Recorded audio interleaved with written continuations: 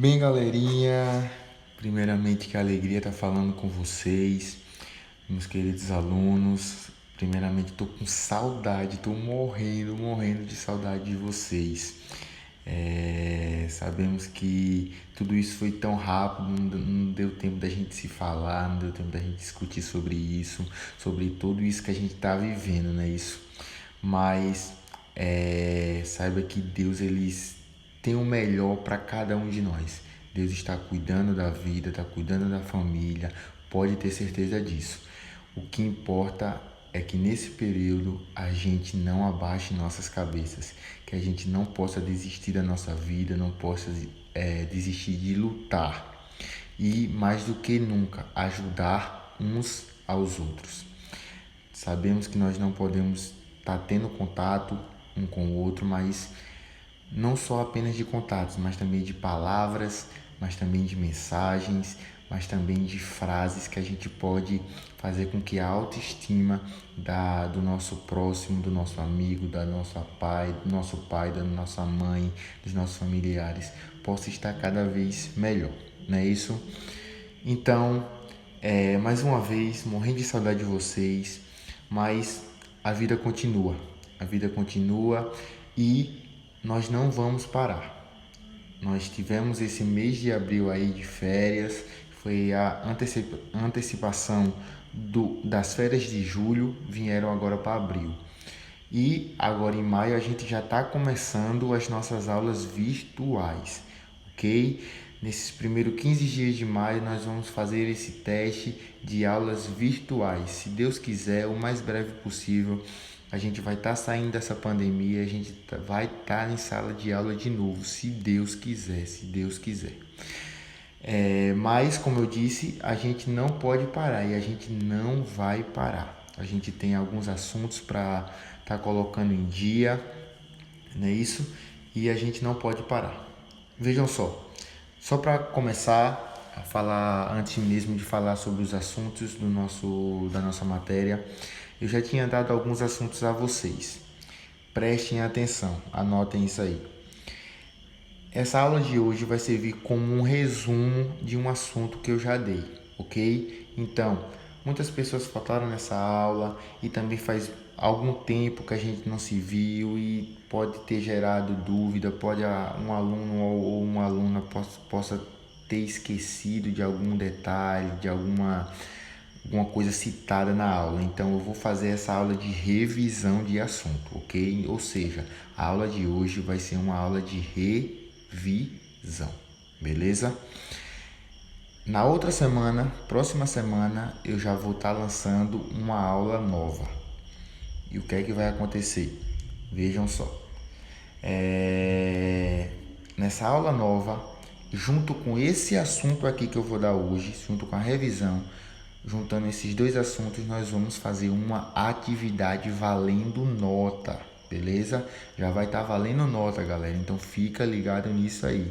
A atividade que eu vou passar vai valer nota bimestral, ok? Então, vamos lá, vamos começar. Começando sobre conversão. Vocês sabem que esse assunto, como eu já disse, já foi dado em sala de aula, mas hoje a gente vai fazer uma revisão sobre esse assunto, sobre o que a gente entendeu, e eu vou passar algumas dicas para que vocês, na hora da atividade, na hora da prova, não se confunda com um ou outro detalhe, ok? Vamos lá. Conversão. O que é conversão? Como está aí escrito para vocês, conversão é uma renovação espiritual em nossa vida. Ou seja, se perguntar o que é uma renovação, o que é uma renovação não, o que é uma conversão é uma renovação espiritual em nossa vida. É importante lembrar que a conversão está ligada a uma palavra chamada o que, galerinha? Regeneração. Regeneração. Se a gente for procurar essa palavra regeneração na ciência ou no próprio dicionário, vai estar como significado essas duas palavrinhas aí. uma reforma ou uma transformação. Ou seja, o significado da palavra regeneração é uma reforma ou uma transformação. Ou seja, como eu disse, a palavra conversão, ela tem que estar ligada e ela está ligada a uma regeneração. Ou seja, para uma regeneração, para uma transformação acontecer, é necessário uma conversão. Ou seja, vamos lá, anotem aí, muito importante. Para que se haja uma transformação, tem que se haver uma conversão ou uma mudança. Beleza? Ou seja, resumindo todo esse primeiro nosso slide aí. Conversão é uma mudança de vida. Ou seja, é passar, vamos lá, um exemplo, é passar de uma vida errada, de uma caminhada errada para uma caminhada certa. Ou seja, aquilo que eu faço de errado vai ser transformado em algo certo. Ou seja, vamos lá, um exemplo que a gente pode citar. Na sala de aula eu brigo com algum amigo meu, mas com o tempo eu vejo que aquilo não está me fazendo bem e eu começo a tratar aquele amigo ou aquela amiga de uma forma melhor. Ou seja, houve uma mudança, houve uma transformação de algo ruim para algo bom. Ou seja, nesse sentido, houve uma conversão. Ok, gente? Bem simples esse nosso primeiro passo aí, né? Bem simples mesmo. Espero que estejam entendendo aí. Vamos lá. É muito importante a gente ligar a conversão. Quando se disser a palavra conversão, quando a gente estudar esse assunto conversão, a gente está ligado em dois movimentos que vai acontecer na conversão. Vamos lá. Como eu disse, a conversão é uma mudança de vida. Ou seja, para que eu mude de vida, tem que se haver o quê? Um arrependimento. Ou seja, eu tenho que me arrepender de tudo aquilo que eu fiz. Vamos voltar para o nosso exemplo que eu citei há pouco. Quando eu trato o meu colega, quando eu trato o meu amigo de uma forma mal, de uma forma má, e eu, com o passar dos dias, com o passar do tempo, eu quero mudar isso e eu quero tratar ele de uma forma melhor, ou seja, houve um arrependimento, ou seja, eu estava arrependido de tudo aquilo que eu estava fazendo para o meu amigo, ok? Ou seja, para se haver uma conversão, tem que se haver um arrependimento, beleza, galera? Não esqueçam dessa palavra. Essa palavra é crucial, essa palavra é muito importante para o assunto que a gente está estudando. Arrependimento. Então anotem aí no caderninho de vocês, no bloco de anotações de vocês. Vamos lá. 2 movimentos ligados à conversão. Ou seja, quando a gente se converte, quando a gente vê uma conversão em alguém, a gente tem que ver esses 2 pontinhos aí, ok? Um ponto está ligado ao outro, beleza? Então, se a gente não vê esses pontos aí, não houve uma conversão. Não se pode se dar o nome de conversão, beleza? Vamos lá. O primeiro, quando a gente se converte, há um afastamento dos pecados. Ou seja, quando a gente se converte, nós nos afastamos dos nossos pecados. Ok? E o segundo ponto, há uma aproximação de Deus. Ou seja, não sei se vocês notaram, mas é como se fosse uma brincadeira, um vai e volta. Ou seja, quando se há uma conversão, se vai os pecados e se vem uma aproximação de Deus. Nós nos afastamos do nosso pecado e nós nos aproximamos de Deus. Porque, como nós vemos na sala de aula, não se tem como estar no mesmo lugar o pecado e Deus. Ok? Não tem como ser um e ser outro. Não. Deus está de um lado e os pecados estão em outro. Ou seja, na nossa vida vai ter dois caminhos: Deus e o pecado. Beleza? Então, sempre bom estar ligado nisso aí. Uma conversão gera um afastamento dos nossos pecados e há uma aproximação de Deus. Nós geramos dentro de nós uma aproximação em Deus. Beleza, galerinha? Vamos lá, próximo slide. Vamos a alguns exemplos. Imagine-se você aí em uma estrada, caminhando em uma estrada. Claro que isso é uma suposição, galera, beleza? Em uma estrada. Chega em um determinado período dessa estrada que você vai ter que fazer uma escolha. Você olha para sua frente e há dois caminhos, ok? Há dois caminhos. Obviamente você vai ter que fazer a sua escolha. Ou caminhar para o lado direito ou caminhar para o lado esquerdo. Bem, isso é um exemplo básico, é um exemplo cotidiano do que é uma conversão. Conversão nada é mais do que uma escolha. É nós fazermos as nossas escolhas. Lógico que as nossas escolhas vão gerar as nossas consequências. Se nós escolhermos andar no caminho do pecado, infelizmente nós sabemos que nós escolheremos também os pecados.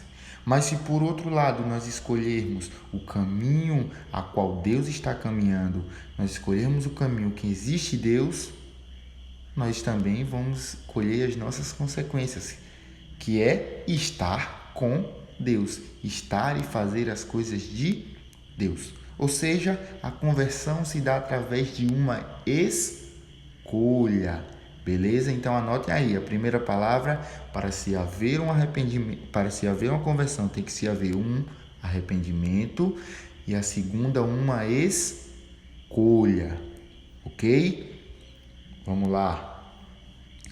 Vamos lá alguns exemplos que a gente pode ver na Bíblia, ok? Então, se você está com sua Bíblia aí, é muito importante, lembra-se que em todas as aulas eu citava, gente, tragam a Bíblia. Como eu disse, a gente não está em sala de aula, mas é muito importante em todas as aulas online também de religião, vocês estarem com a Bíblia de vocês, ok? Quem não estiver e não tiver uma Bíblia em casa, eu já anotei aí os versículos, digitei para vocês aí, ok? Mas é sempre bom vocês terem uma Bíblia. Vamos lá, o que Deus ele nos fala sobre uma conversão, beleza? Então vamos lá. Lá em Mateus capítulo 6, versículo 24, tá lá dizendo: ninguém pode servir a dois senhores, pois odiará a um e amará o outro, ou se dedicará a um e desprezará o outro. Vocês não podem servir a Deus e ao dinheiro. Então, professor, o que isso tem a ver com a conversão? Vamos lá. Aí é um exemplo bastante visível de uma escolha. Deus ele nos alerta isso. Deus ele nos alerta isso. Ninguém pode servir a dois senhores. Ou nós vamos servir a Deus ou ao dinheiro. Essa palavra aí, dinheiro, não está intrinsecamente relacionada a dinheiro real, ao dinheiro que a gente gasta. mas também o dinheiro, nesse sentido dessa frase, também pode estar ligado às coisas do mundo, ok? Ou seja, em outras palavras, ninguém pode servir a Deus e ao mundo e às coisas do mundo. Ou seja, faça a sua escolha, ou sirva a Deus, ou sirva ao dinheiro, ou sirva ao mundo. Então, o próprio Deus, ele nos alerta a isso na Bíblia, que para se haver uma conversão, tem que se haver uma escolha. Ok, gente? Até aí tudo bem? Tranquilo? Então vamos lá para outro exemplo. Continuando no mesmo livro e no mesmo capítulo. Mateus 6, mas agora a gente vai pular um pouquinho e vai para o versículo 33. Está lá dizendo: busquem, pois, em primeiro lugar o reino de Deus e a sua justiça, e todas coisas lhe serão acrescentadas. Simples, gente. Se lembra que eu falei que nossas escolhas gerarão uma consequência. Então Deus, ele nos alerta a isso através desse versículo. O que é que ele nos diz? Busque em primeiro lugar o quê? O reino de Deus, o caminho de Deus e a justiça. E todas as outras coisas lhe serão acrescentadas. O que isso quer dizer? Vamos lá. Vamos servir a Deus. Vamos fazer a escolha de Deus. O resto não vai importar, porque todas as outras coisas Deus vai nos dar. Todas as outras coisas, tudo aquilo que a gente precisa, Deus vai nos dar.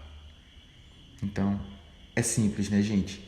É muito simples. Então, ao ler esses versículos, reflitam bem sobre a nossa vida, sobre a sua vida, sobre a vida da sua família, sobre a conversão que você precisa ter. Vamos lá, vamos passando para outro slide aqui.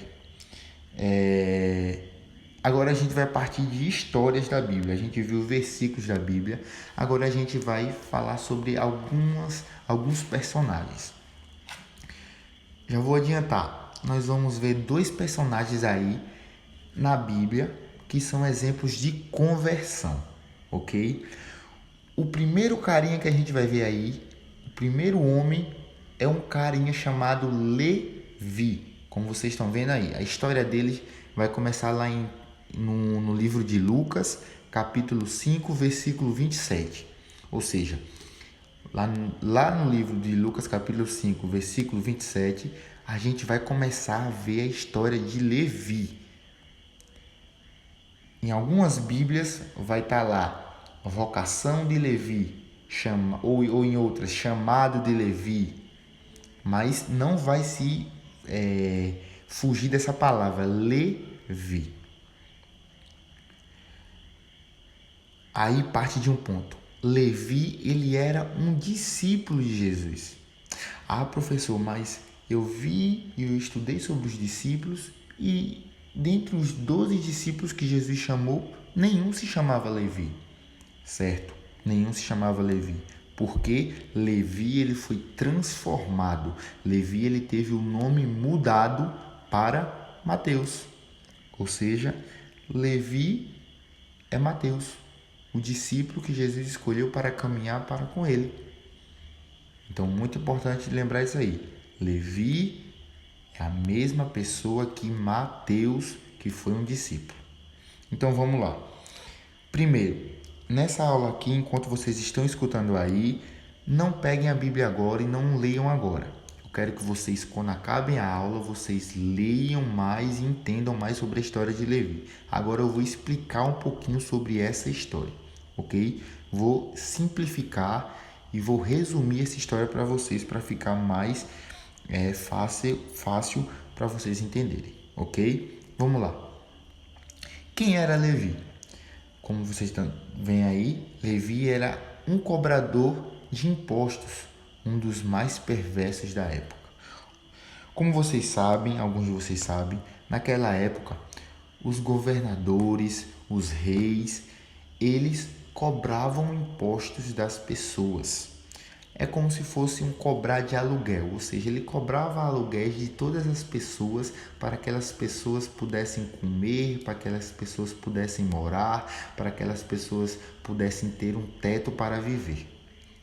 E quem cobrava e quem era responsável por ir de casa em casa pegar esse dinheiro? Era justamente os cobradores de impostos. E Levi era um desses cobradores de impostos. E ele era muito duro, ele era muito severo.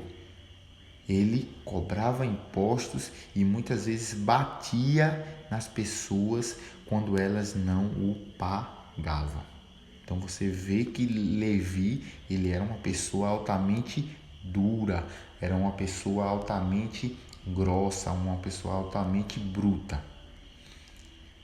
Mas houve uma conversão.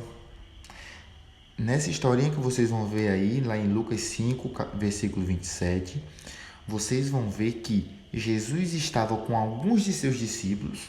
Até então Jesus não tinha chamado os 12, Jesus tinha chamado apenas alguns. E vai dizer na palavra aqui, vai dizer na Bíblia aqui, Jesus ele estava andando com seus discípulos, quando de repente ele avistou Levi. E vai dizer na palavra que Jesus ele vai se aproximar de Levi, ele vai chegar perto de Levi. E como está dizendo aí, ele se converteu apenas com uma palavra. Jesus, quando ele chega perto de Levi, Jesus ele diz, segue-me. E vai dizer no restante da palavra, deixando tudo, o seguiu. Ou seja, quando Jesus ele chegou até Levi e disse, segue-me, só bastou isso para que o coração de Levi se convertesse. Porque deixando tudo para trás, deixando sua vida velha, deixando seu emprego velho, deixando suas atitudes velhas, ele se transformou em um novo homem. Deixou tudo para trás e o seguiu. Ou seja, Jesus é aquela pessoa, Jesus é aquele ser que faz com que a gente se transforme em uma pessoa nova. Ou seja, para se ter uma conversão tem que ter uma aproximação de Deus, ok? Lembrando, Deus é o Pai, Jesus Cristo é o Filho. Deus e Jesus pode se considerar uma mesma pessoa, porque quando Jesus estava aqui na terra, quando Jesus iniciou seu ministério, Jesus ele falava sobre Deus. E Deus foi justamente aquela pessoa que enviou Jesus, ok? Mas vamos lá, vamos continuar. Vai dizer, continuando a história, Levi, ele vai chamar Jesus, depois de ser convertido, Levi ele vai chamar Jesus para a casa dele, para comer e para ceiar na casa dele. E é interessante porque quando Jesus chega à casa de Levi, chega também alguns republicanos e fariseus. Professor, quem eram os republicanos e fariseus? Naquela época, os republicanos e os fariseus, eles eram perseguidores de Jesus. Eles eram perseguidores de Jesus, ou seja, eles tentavam de todas as formas fazer com que Jesus não fosse visto como o Salvador. Eles não acreditavam que Jesus ele era o Salvador e ele queria passar para o povo que Jesus ele era um falso. Jesus ele não existia, que Jesus era uma pessoa comum. Ou seja, os fariseus e os republicanos eles eram perseguidores de Jesus. Eles tentavam confundir a cabeça do povo. E os republicanos e os fariseus tentam confundir a cabeça dos discípulos quando vão para a casa de Levi. vai dizer que os fariseus e os republicanos vão chegar a alguns discípulos de Jesus e vão dizer: mas como que o Deus de vocês, como que Jesus, que se diz Salvador, ele está no meio dos ricos? Não era para ele estar cuidando dos pobres, não era para ele estar cuidando de quem necessita? Então Jesus, ele vai escutar aquilo e com muita ousadia Jesus ele vai aos republicanos e aos fariseus e vai dizer: eu não vim para curar os sãos, mas eu vim para curar os enfermos. Ou seja, a gente tira uma coisa daí. Quando Jesus fala, não vim para curar os sãos, quer dizer, eu não vim para curar os bons, mas eu vim para curar os maus. Ou seja, naquela ocasião, quem necessitava ser curado não eram os pobres, mas sim os ricos. Por quê? Era tanta riqueza que a riqueza estava consumindo eles, que o poder e a sede do poder estava consumindo eles. É justamente o exemplo de Levi. Levi, ele era um cobrador de impostos e ele tinha uma moral naquela época. Então Levi, ele estava sendo consumido por uma riqueza. Mas ele foi convertido. E uma vez convertido, ele se transforma em um novo homem e deixa tudo para trás e segue Jesus. Ok? Primeiro exemplo, tranquilo? Tudo belezinha? Então vamos para outro exemplo. O outro exemplo é o exemplo de Saulo. Eu acho que muitos de vocês já escutaram falar, se não escutaram a história, mas já escutaram falar sobre esse carinha aí. Esse carinha é muito importante, gente, no Novo Testamento. A gente vai estudar isso durante o ano. Esse carinha vai ser muito importante. Mas vamos lá falar um pouquinho sobre a conversão desse homem aí. Onde a gente vai ver a história dele, professor? Vamos lá. Vocês vão ver lá no livro de Atos, capítulo 9, versículo 1. O livro de Atos dos Apóstolos, gente, ok? É no Novo Testamento, beleza? Todos esses livros aí vão estar situados no Novo Testamento, beleza?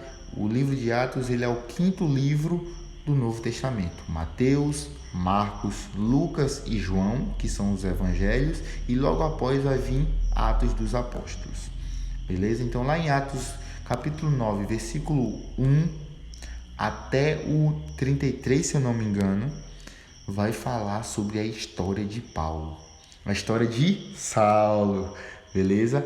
Saulo que depois foi transformado em Paulo, ok? Ou seja, assim como Levi se transformou em Mateus, Saulo ele vai se transformar em Paulo. Vamos lá. Quem era Saulo? Saulo, ele era um verdadeiro perseguidor dos cristãos.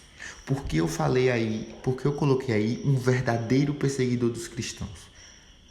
Porque na linha de baixo vai explicar. Ele foi responsável por várias mortes. Ou seja, Saulo, ele era um juiz, ele era relacionado a um juiz naquela época.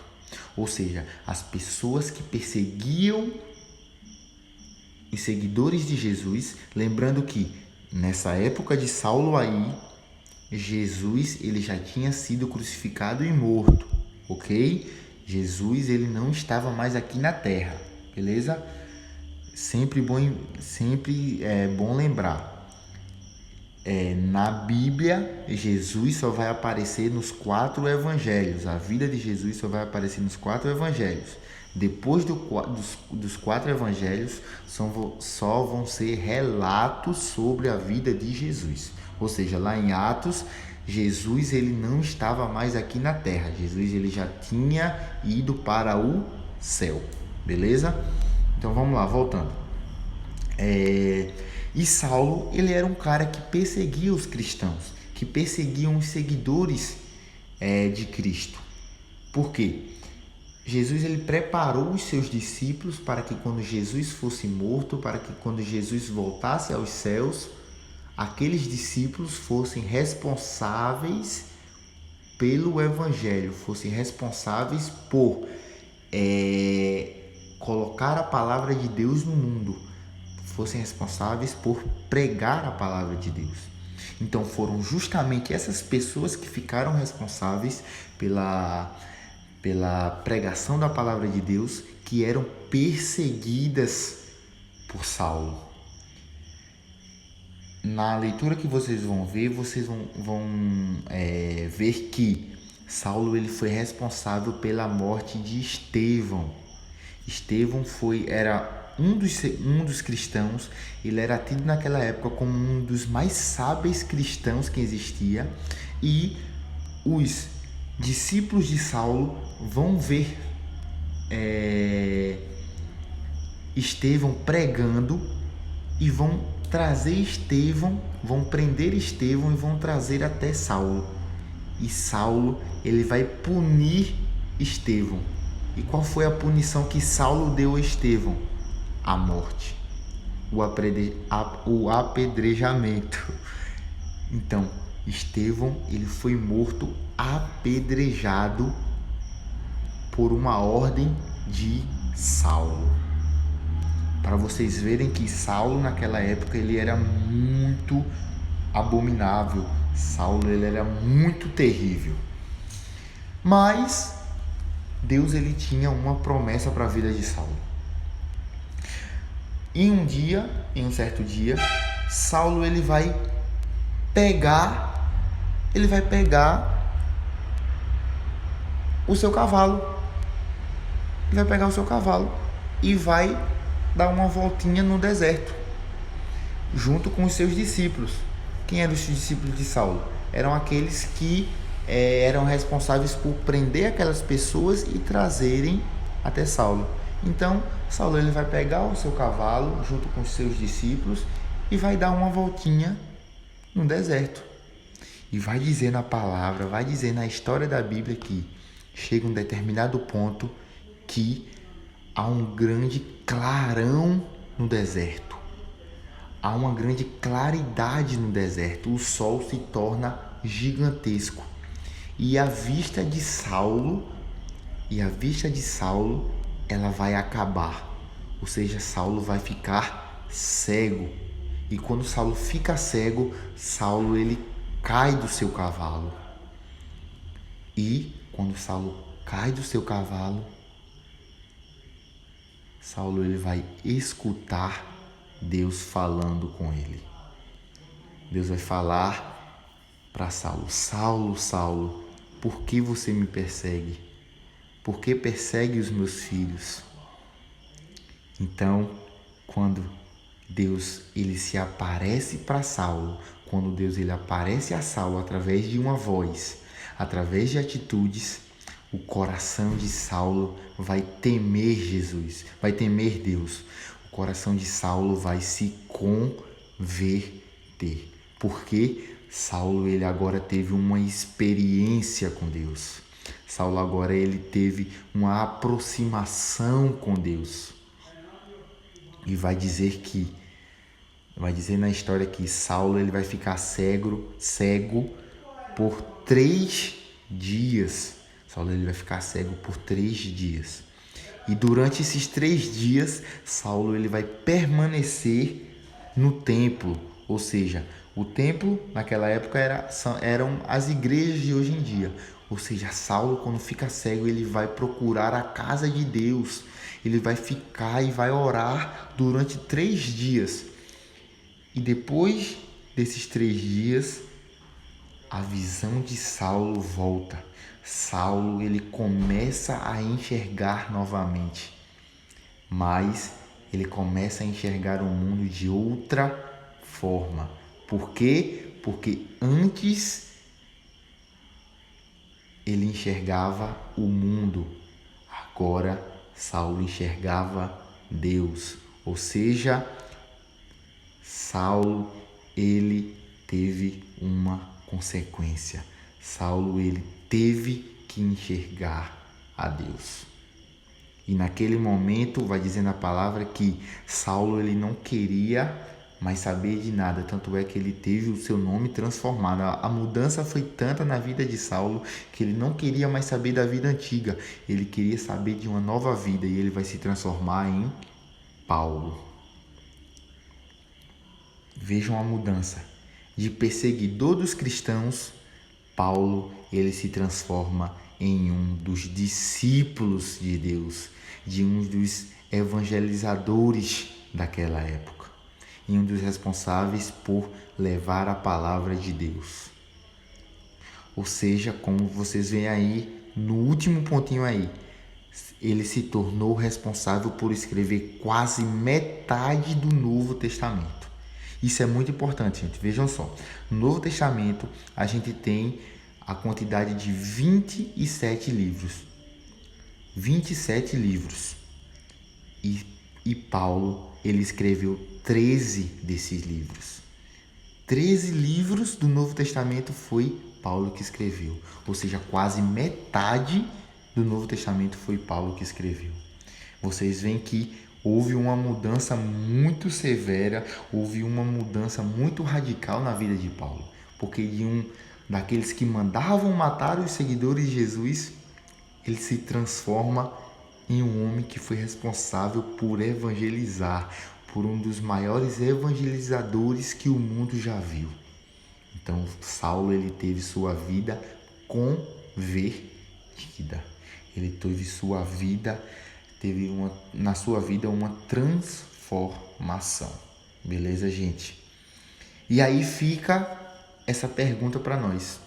Será que estamos nos arrependendo de verdade? Será que assim como Saulo, que fazia todas as coisas ruins, mas quando ele teve uma experiência com Deus, ele se arrependeu verdadeiramente, deixou tudo de lado e escolheu fazer as coisas boas? Será que a gente está se arrependendo verdadeiramente de tudo aquilo que a gente está fazendo? Será que as nossas escolhas, as escolhas que eu estou fazendo para a minha vida, para as minhas aulas, para os meus estudos, para os meus pais, para a minha família, está sendo verdadeiramente com Deus?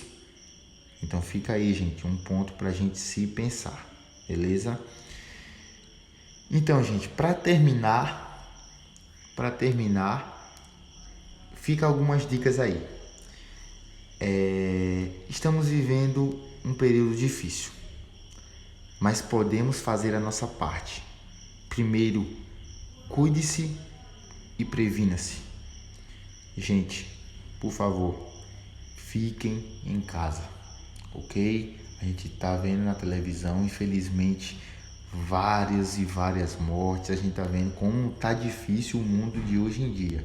Então, vamos nos prevenir para que a gente possa voltar cada vez mais forte, ok? Essa é a palavra. Se a gente se unir, se a gente fazer o que é para ser feito, a gente vai voltar cada vez mais forte, ok?